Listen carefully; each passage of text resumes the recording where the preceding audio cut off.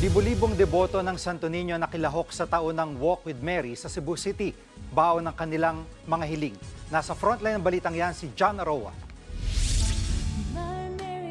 Alas 4 ng madaling araw sa Osmeña Boulevard sa Cebu City, napuno ang kalsada ng libo-libong mananampalatayang sumama sa Walk with Mary. Bahagi yan ng pagdiriwang ng ika-468 na kapistahan ng Senior Santo Niño. Habang naglalakad, ipinapakita nila ang mga bit-bit nilang imahe ng Santo Niño. Mula sa simbahan ng Guadalupe, inikot ang imahe ng Birheng Maria hanggang makarating sa Basilica Minore del Santo Niño, kung saan nakaabang naman ang imahe ng anak na si Santo Niño. Isang misa naman ang kasunod dito. Pasado alas 6 ng umaga, nag-umpisa ang traslasyon.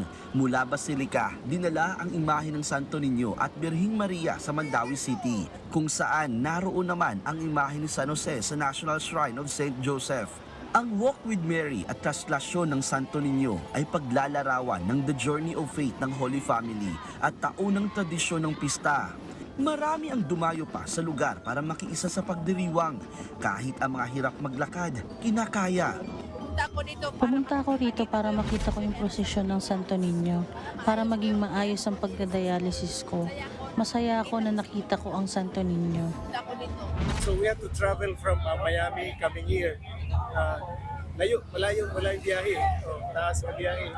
Gusto na mo kabot yun diri sa Adlaw sa Sinulog. Nga mong kuwan ani nga magka-recover na siya sa iyang disability.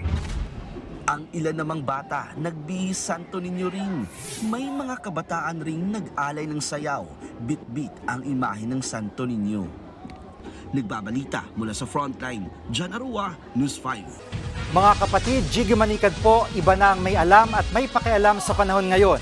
Para sa konkreto, kumpleto at komprehensibong balitaan sa Frontline, mag-follow at mag-subscribe sa social media pages ng News 5.